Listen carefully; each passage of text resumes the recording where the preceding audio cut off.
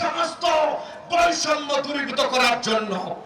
আর জাতীয় ঐক্যমত্য কমিশনে নিবন্ধিত দলগুলোকে ডাকা হয় না। অন্তর্বর্তীকালীন সরকার আপনিও নিবন্ধিত দলগুলোকে পাত্তা দিচ্ছেন না।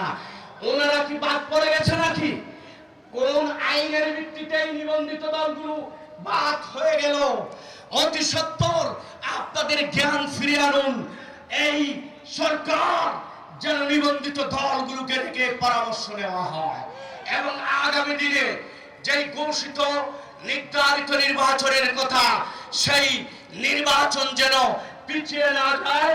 আমরা অতি সত্বর সুষ্ঠু নিরপেক্ষ নির্বাচন চাই। চাই কি চান না? নির্বাচন করেছিল, দিনের নির্বাচন রক্ষা করেছিল, গোটা বিশ্বে বাংলাদেশের মান মর্যাদা বুলন্দিত হয়েছে। বর্তমান অন্তর্বর্তী